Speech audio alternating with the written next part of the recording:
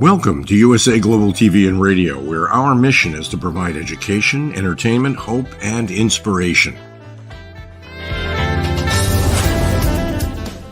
USA Global TV and Radio connects you with experts and audiences all around the world every single day to help you succeed in business and to live a richer life. Visit us at usaglobaltv.com to learn about career and life-changing training and mentoring programs like the Listening Mentor.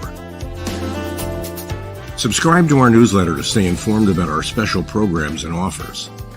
Discover how you can become a guest on one of our shows or a host or producer of a USA Global TV and Radio show of your very own.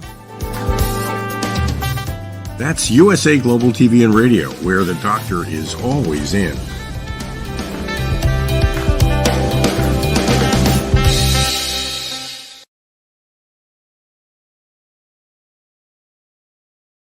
Hello, welcome to USA Global TV and Radio, where we provide world-class education and inspiration, entertainment and hope. I'm Caroline HEWARD and I'm your host this evening for tonight's show, which is A Woman's Prerogative Part 2, in partnership with E360 TV. A warm welcome to our loyal viewers on E360 TV and on USA Global TV. And a very warm welcome to our friends over on ROKU Worldwide, Amazon Fire, as well as our usual social media channels, which are YouTube, Facebook, LinkedIn, and X. Our show today, we are warmly welcoming our normal panelists. I'm not here alone, but before we bring the other panelists in, I would like to share with you our mission. Our mission is to create more subscribers, to reach over 100,000 subscribers.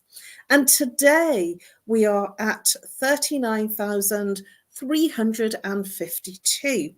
And so please do subscribe to both channels so that we can reach our mission for mid-September.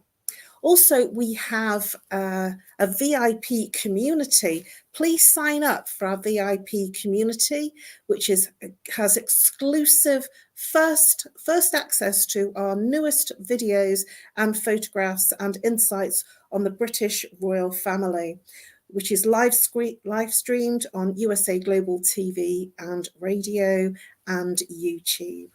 So let's bring out our panelists. We are joined by a special guest today, and we have an exciting topic for you.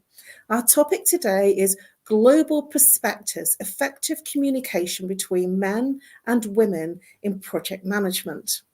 So I am warmly welcoming one of our normal expert panelists, all the way from New Zealand, Mariska who is coach extraordinaire. Hello, Mariska. Hello, Caroline, and I am so happy to be with you today.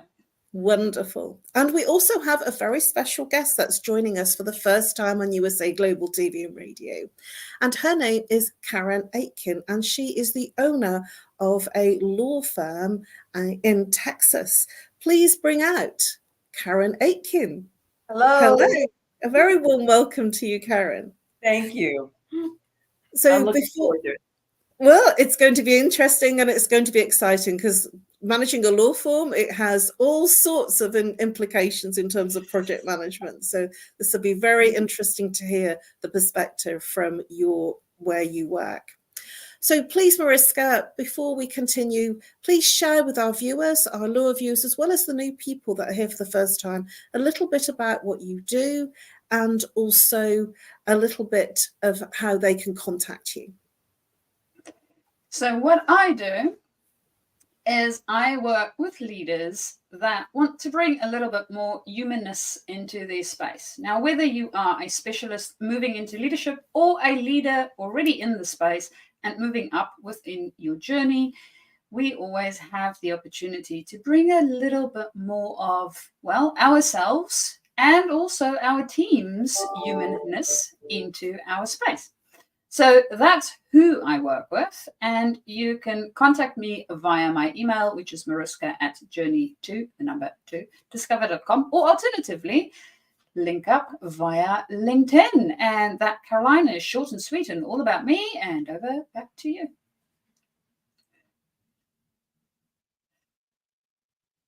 And you are muted, my dear. And Karen, please introduce yourself. Tell a little bit about who you are and what you do, and how people can contact you. My name is Karen Akins. I'm a managing attorney of Akins Law Firm in Houston, Texas area. And I specialize in asset protection, estate planning, business planning, probate, and tax. And I deal with clients that are across the board. They have businesses all over the world and in Texas or other states in the United States.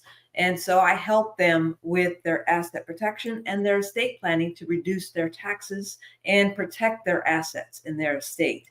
Because the law, besides the law degree, I have a Master of Law in Tax, an MBA, and I'm double board certified in estate planning and probate and tax law.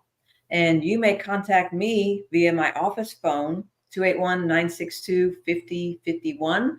Or you may email me at Karen, Karen, at AkinsLaw.com. That's AKIENSLAW.com. Thank you, Karen. Welcome to our show tonight.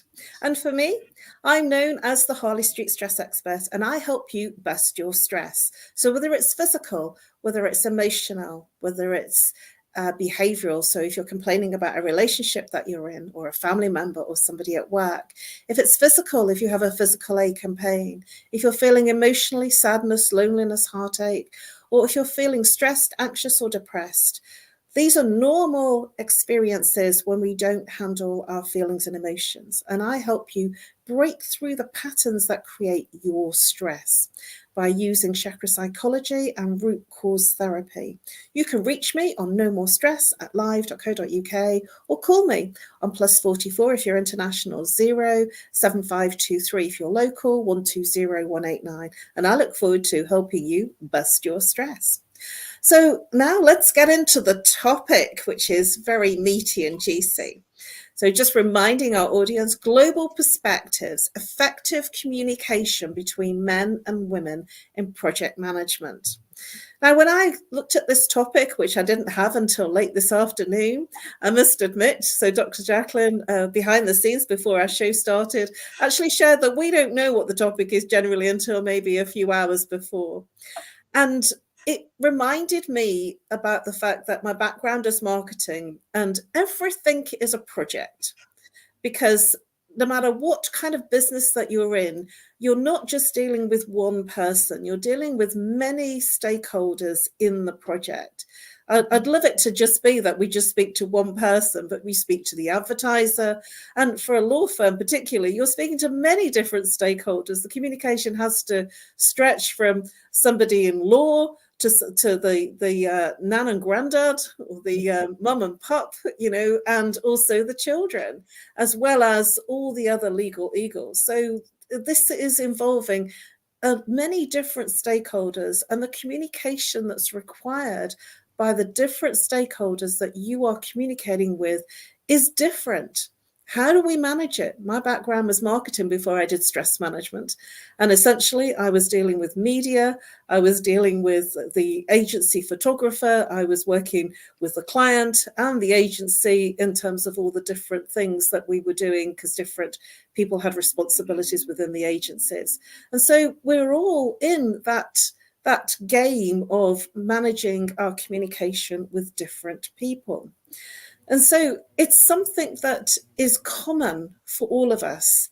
And at the same time, it can lead to challenges, especially if we're not on board with certain things and we haven't kept up with the project vision.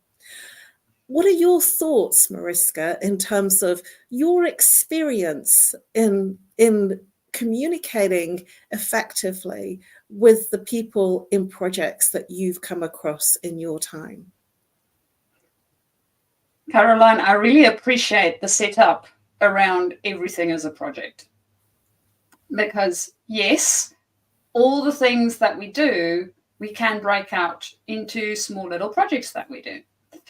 And when I think about communicating within a project space, the first thing I typically think about is who I identify as my stakeholders. Now, normally for most of us, that's the people that we typically work with the most. And that's the ones that pop up first. Of course, I have also been in a couple of projects where those ones where we didn't necessarily think of them come down the track, and they have a tendency to nip us in the butt from time to time, where I am sure Karen will be able to enlighten us how to identify some of those stakeholders and keep them in mind too, because, well, that's part of her job, to make sure that you are not nipped in the butt. But that is something that I have noticed within the stakeholder space, especially when dealing in projects. Identifying them and making sure that we have everybody on board at the right time is definitely something that is worthwhile keeping in mind if you want everything to, well, go according to mostly plan. With most projects, everything doesn't always go to plan, but as close as possible to plan. And that is where I am at the moment with that one. Thank you, Mariska. Very, very neatly communicated. So what are your thoughts, Karen, on what Mariska has shared before you actually share your own experiences of project management? What are your thoughts about what you've heard from the comments that Mariska has made?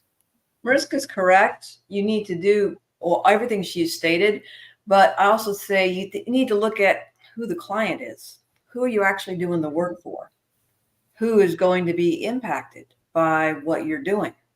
And who's going to be receive the most benefit? Who's going to receive the most detriment? So you got to look at all the parties that are involved. And Mariska is right on target in saying that, you know, you need to pay attention to what you're doing and just respond to what the client wants and look at all the stakeholders who you're dealing with, because you have different needs and wants with all the different parties that are involved in what you're trying to achieve. Thank you. How would you do that?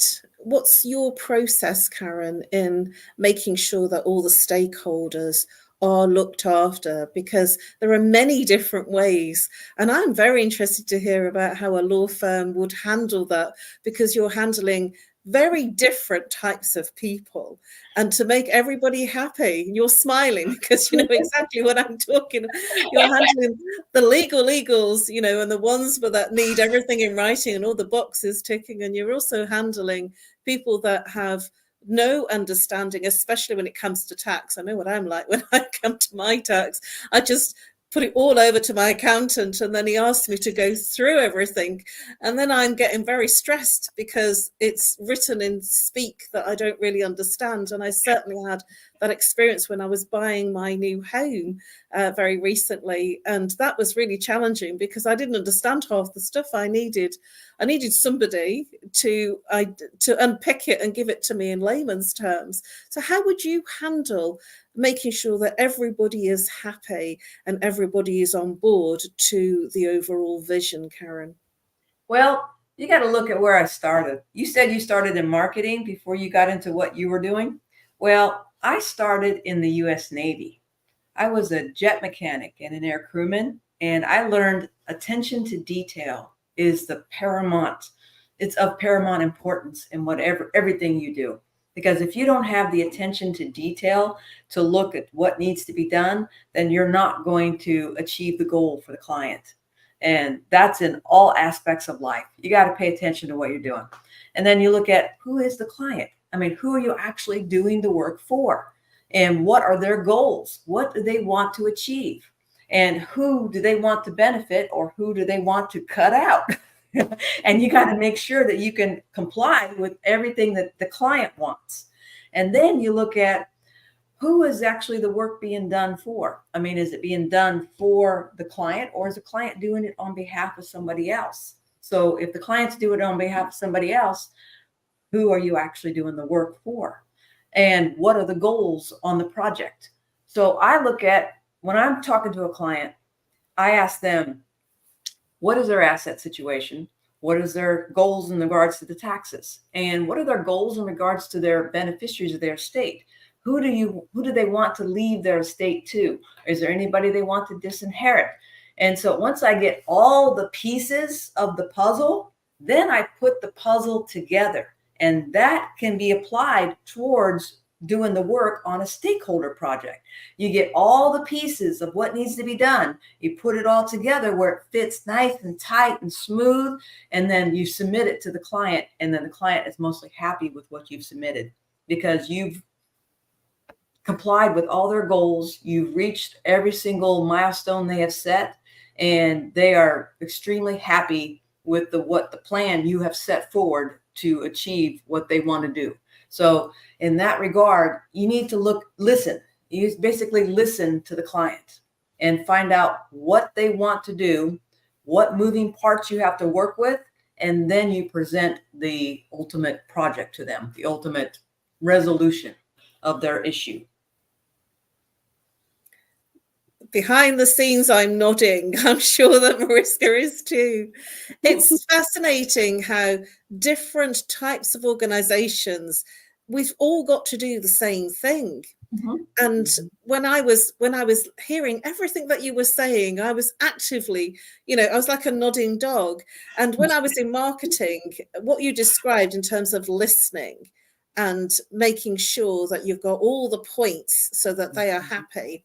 When I was in marketing and PR, and certainly where I am now in stress management at running my own company, the inquiry comes in and they have 3 or 4 different things that are not working. So I have to actively listen to each thing that they're saying and saying, yes, I can help you with that.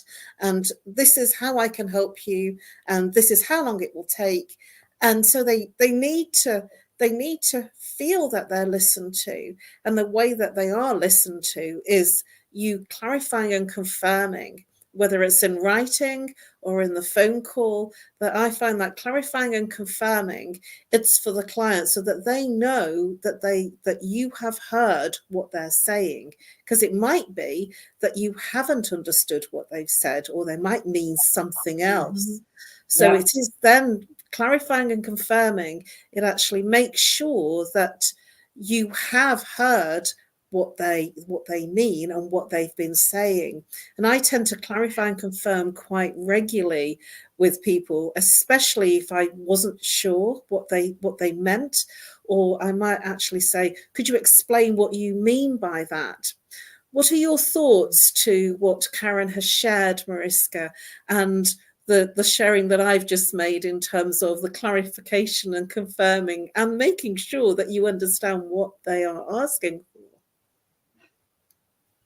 I think both of you bring this element of being able to communicate clearly, and communication starts with listening.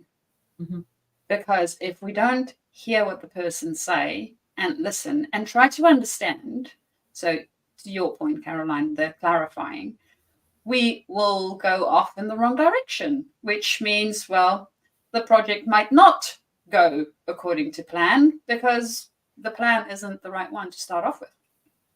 So that, to me, definitely one of the biggest things. And it doesn't matter whether you are working on a project or something else, might be a relationship. The clarifying, listening, and being able to understand the other person, always a good idea. And interestingly enough, I've been working with a project manager, and we are going through some coaching. And one of the things within this space is also the understanding and creating understanding, being able to ask questions and accepting the fact that, well, we might not have the answer right now. And that is why we want to clarify and understand where the other person is coming from, what it is that they might need. And one of the other elements that we have also discovered in this specific project manager's space is that we might think that the person comes to us for a specific solution. And if we do not ask, we will not know. So it might be that they literally need us to listen or brainstorm something. And if we don't have clarity on what the purpose is for the conversation, or the purpose, as Karen mentioned earlier, for the project, then it becomes really, really difficult for us to be able to actually help out in whatever shape or form that might take. So listening, understanding, clarifying, questions are your friend. Use them wildly. Yes, you are absolutely correct, Mariska. And you know what? I have found that between men and women, men, they can't multitask like women. Women can do more than one thing at the same time. Men, if they're checking their tie, they're concentrating on their tie. Men are great, okay? They have great minds, but men and women are different. And so when I'm dealing with male clients compared to women clients will go off on tangents, but it also fills in the background of what you're discussing with them. Men, they're more straightforward and they will give you an answer to the question asked. That's the difference I found between men and women. What has been your take on it? That's really fascinating that you say that, because it brings me very neatly into because there are many stakeholders in how we're working. Are there any tools that we're using? Is there any methodologies that you're using in terms of keeping up to date reports, progress? Because I feel that from looking at the way that men and women communicate, women are not so much in that detail, and they will give different detail. The men will be very logical and they are very visual. So project plans and mind maps are certainly the way that they see things, because they skip the big detail, or they will go and look at the detail later. I always find that they take in more information by being visual. And for the women, they will look at the collaborative aspects of it and make sure that everything is attended to for each person. So there'll be more in the collaboration side. What are your thoughts in terms of how men and women are responding in that respect? And also, are there any tools that you're using to project manage what you do? And I'll take this over to Mariska to begin with, and then we'll ask Karen to put what she does in a law firm. So Mariska. Caroline, that is a very fascinating space to be in, because we think so different. And I think for me, one of the things that I appreciate about our different ways of thinking is being able to almost combine them, because then we get the best of both worlds. With men, I have found that typically they go into a topic and they will stay within that space. Not all of them necessarily, and some of them go into different levels of that space depending on how they think about things. And as you mentioned, with the females of the species, we have a little bit more of a collaborative way of looking at things. Also, not always, it's not the rule, but for most, that is what typically happens. So being able to bring both of those perspectives into the conversation might help the person that we are talking to, understanding that their predominant way of thinking might be one way of thinking. Asking a question from the other point of view helps to broaden the thinking.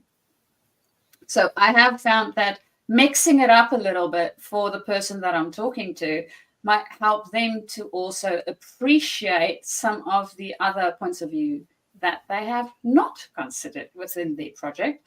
And that brings new ways of possibly tackling or thinking about how to resolve the problems that we might come up with, or the plans that we want to make. And within that space, it is from time to time, so depending on which gender you are working with or what the person's predominant way of thinking might be. It might be a little bit more challenging for some to be able to stretch themselves into a space. And again, questions work a treat. So I would say the tool that I use most of the time would be questions. And they are very handy. You can bend them any way you need to use them. Karen, how about you? I found the same way. With questions, the men are more focused in the answers. With women, they go with the emotional route first with the answer, and then they'll go to the logical route. But the emotional route is the backup to the logical route. Men, they go straight for the logical route. And I'm able to deal with both sides. I'm able to deal with all types of individuals. Doesn't matter what their background is. I am able to communicate with them because my background was so varied. I started out with blue collar, jet mechanic, air crewman, plane captain. So I am able to speak to all the trades at their level and with no problems, because they understand that I understand where they're coming from. And with upper levels, I'm able to speak to people with the doctors, the lawyers, the financial advisors, anybody who else owns multi-billion-dollar businesses, because I have the Master of Law and the Master of Law and Tax along with the law degree. And so I can apply the facts and the law to what their situation is without them losing their train of thought. And so I am able to speak to all types of individuals. And so I have been exposed to all types of individuals and all types of mentality. And no one is exactly the same. I'll tell you that. There's no two people that are exactly the same. No two estates that are exactly the same. No two businesses that are exactly the same. Everybody is different. And you have to be able to go with the flow. You have to be able to adjust what your thinking is according to what the client's situation is, because there's no cookie cutter answer for everybody. You have to be able to figure out what the client's problem is and then give a unique solution to that client's issues. That's what I found. Thank you, Karen. Absolutely brilliant. I couldn't have said much more better myself. What I would like to look at is conflict, because in teams, we're not isolated, we're not doing everything ourselves. And when conflict comes up, because we're all humans and human behavior is naturally going to conflict. And when I was buying my property, I was very emotional because there were things that didn't get done by the other part of the seller. And I thought they had completed the things that I needed. And I got very emotional. And at the same time, my solicitor, because I'm in the UK, so my solicitor was saying, we can only look at the facts. We can't look at your emotions. And he actually wouldn't take my calls, and he dealt with everything by email. And so I would have to bullet point everything by email, underlining and boldening the question to make sure that he responded. And that was his way to respond. And he used to get very stressed with me when I dropped him a call. And I could feel it. So I said, is now a good time? He said, well, not really. I can give you 2 minutes of my time right now. I'm just off to a meeting. So Mariska, just going over to you to begin with, how would you handle conflict within the team, especially if there's more than you that's in the project? And how would you handle that stakeholder conflict within the overall project outcome? Caroline, it's interesting that this element around emotion keeps coming up. And I want to acknowledge that even when we think we are logical, there's still emotion playing into it, whether we present all the facts or not, because we are emotional beings. It is part of our makeup. So there's typically what I have found, when we struggle to get to a solution, even for ourselves, or to think clearly, there's some or other emotional thing that's preventing us from continuing with the thinking. And we need to work through that. And when you mention conflict, that is possibly something that's coming up. So something might be really, really important for one party and not necessarily as important for another one, or both of them find that it's really important, but they're looking from different points at the same thing, or different elements might be important about it. So being able to, again, create that understanding, really go and ask the questions and helping people to understand each other first, so that we can see what exactly it is that we are trying to solve for. What is it that is so important that we really need to have sorted out? And then see what the possible solution might be for it. And we might come up with something quite different than we thought might have been the solution. That's even better. And we need to be open to it. So being able to have those conversations in a way where we can name the possible emotion, the frustration that's coming up for us, and it might be even more than a frustration, it might be a little bit more elevated type of emotion, and being able to discuss it and not put our head in the sand like Caroline, your solicitor, did, to sort of go, no, I'm only dealing on emails, and then also having the horrible opportunity of misreading what the person wrote, because unfortunately in emails we have the words, we do not necessarily have the intent behind them, or the nuances the same way we would when we have a conversation, and being able to sort it out. So even though your solicitor was trying to be logical, it sounds like the stress emotion might have played into it just a tad. So that's where I would be on that one. Well, he did start calling me in the end when we were getting very close to it. And because I gave him so much detail in emails and so many questions, if I didn't understand anything, I felt that I'd won him over. So that was, I found his way of working, and I felt that I found the way of championing him to do what I needed him to do, as well as he feel comfortable with what he was able to do within the restrictions of the process.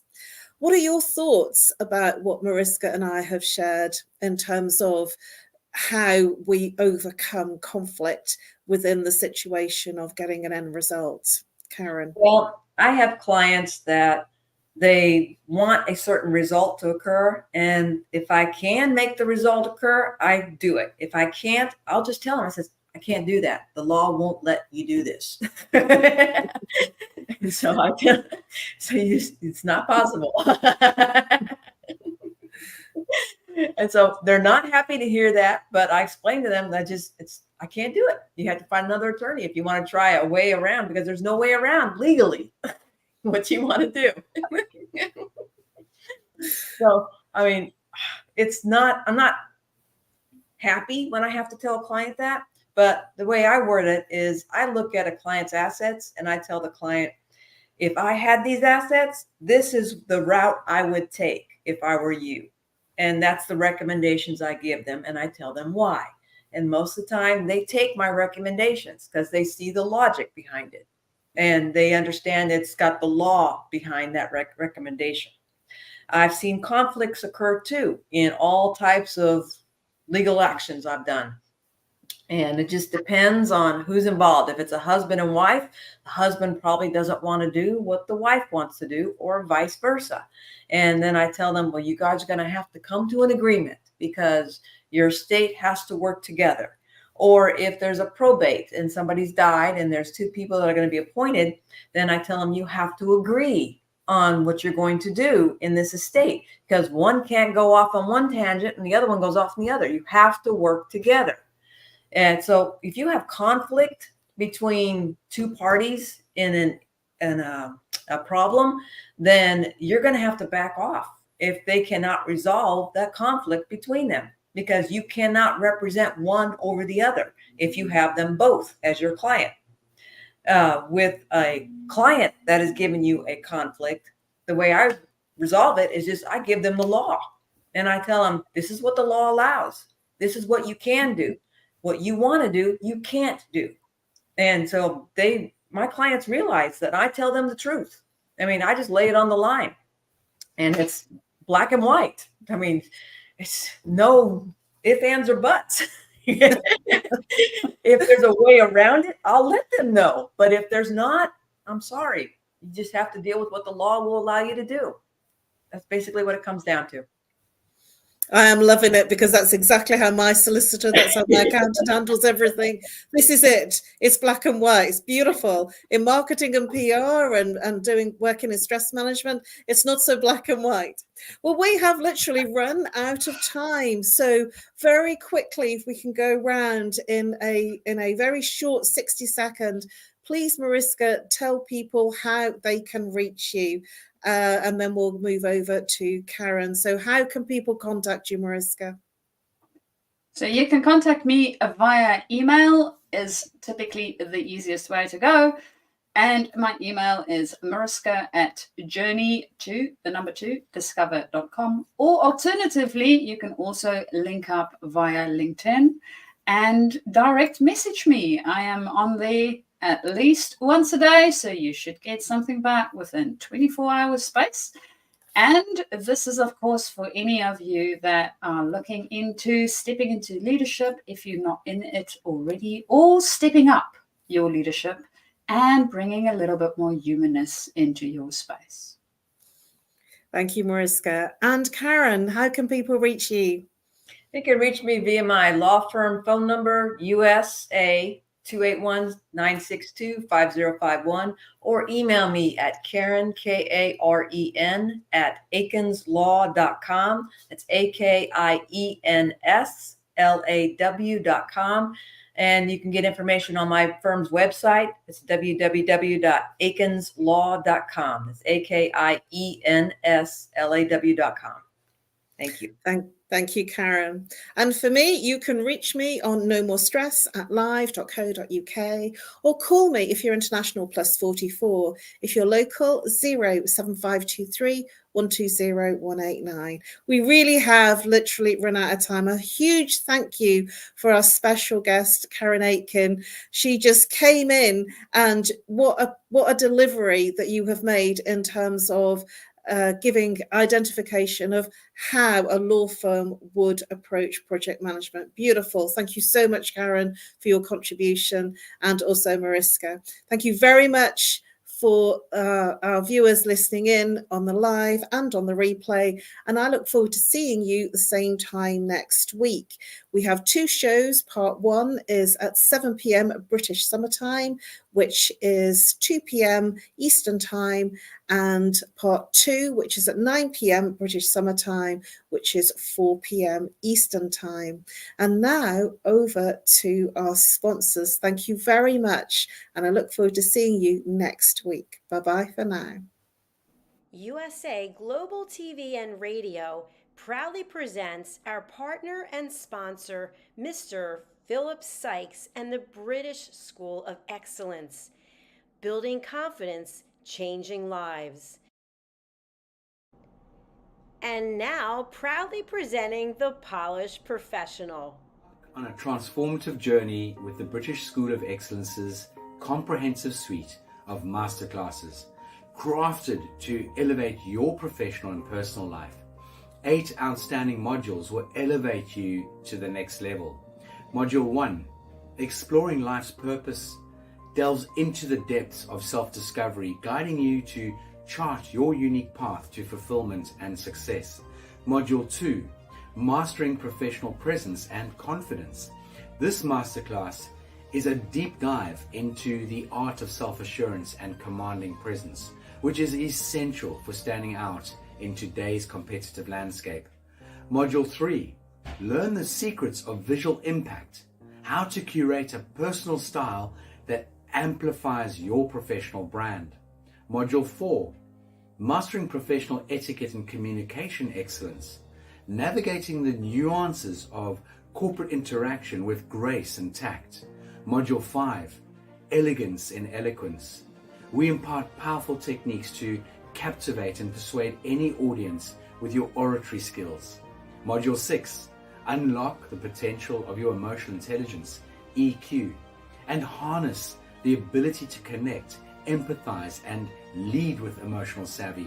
Module 7, mastering DISC, building a gateway to understanding behavioral styles, fostering better personal and professional relationships. Module 8, mastery in dining etiquette, building your confidence to perfect the subtleties of dining with finesse, enhancing your social savviness at any table. Step into the Polished Professional program where poise, elegance, and excellence aren't just taught, they're instilled for life. Join us to redefine your potential and polish your professional edge. To learn more, go to thebritishschoolofexcellence.com. The British School of Excellence are investors in people. Let us invest in you. 5 little known secrets for dementia caregivers with Tracy Cram-Perkins. Hi there, I am Tracy Cram-Perkins, the host of the Dementia Home Care Show here on USA Global TV and Radio. I am also the author of the book of the same name. And you'll see this QR code. This is for an extended version of the same talk. So if you want to see the full hour-long version, feel free to scan the code and go to that website. Stick with me. We'll talk about 5 little known secrets to make it a little easier to do dementia caregiving. What you're seeing on the left-hand side is a healthy aged brain, age 55 and above. The one you're seeing on the right is an Alzheimer's disease brain. It is in moderate disease. It is shrinking. It has holes in it. The memories that were in those holes no longer exist. When you're learning something, let's say in kindergarten, you learn how to tie your shoelace. Well, then by the time you're in 2nd grade, your brain remembers that information from tying the shoelace and applies it so you can learn more quickly how to tie more complex knots. So the brain is hardwired to do this for us. So it helps us learn faster so it doesn't take us long to acquire knowledge. The brain is looking for the information and they pick the closest to wherever that hole is. Let's look at some tips that we can use to help do that. These are 5 simple tools you can use as a dementia caregiver to help your loved one. The whiteboard is a useful tool in recording the day's activities and the answers to repetitive questions. The calendar clock is a very useful tool to orient your loved one on the day, the date, and the time, and remind them of upcoming appointments. The communication cards are a great tool to bridge the gap when they can no longer tell you what's wrong. And then there's the pill minder, for when your loved one is still able to take pills but needs prompting. The final tool I want to share with you is the memory book. It tells your loved one's story. It's a great tool for distraction, redirection, also as a conversation starter, and telling you where they are in their story so you know how to answer their questions. Music is probably the most powerful tool in your toolbox after laughter. Music is a way to maintain connection. It sticks with your brain longer than any other thing, including reading. When you're having an issue with somebody, you can play their favorite music if you move them to another room, something that makes them happy, or you can start singing songs together from their childhood. These are some of my favorite books for caregivers.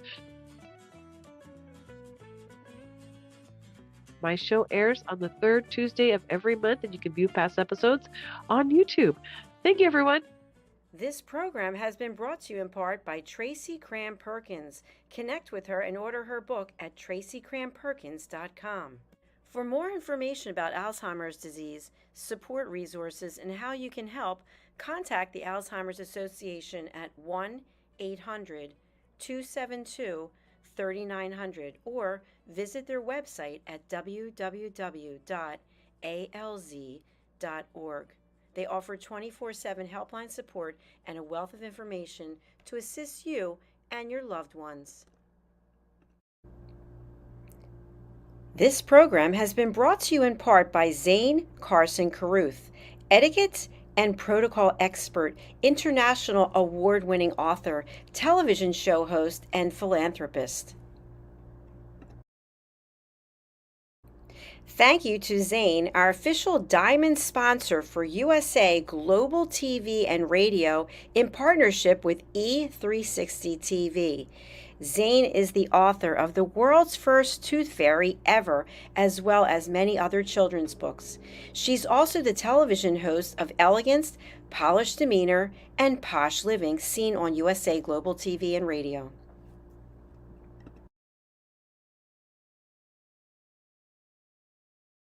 Hi, my name is Zane Carson Caruth, and I'm the author of this book, The World's First Tooth Fairy Ever.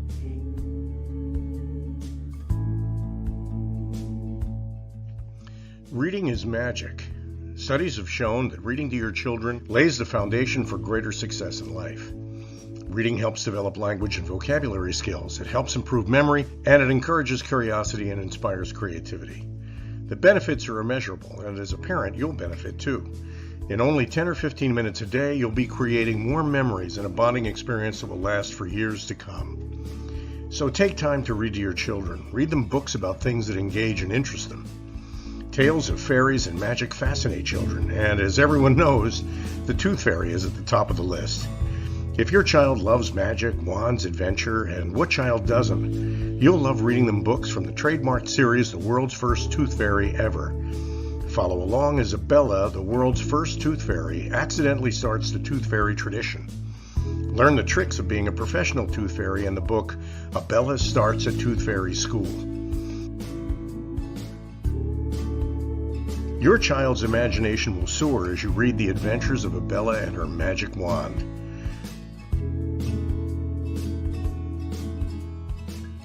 These wonderful books are available at worldsfirsttoothfairy.com and at Amazon, Barnes & Noble, and Walmart.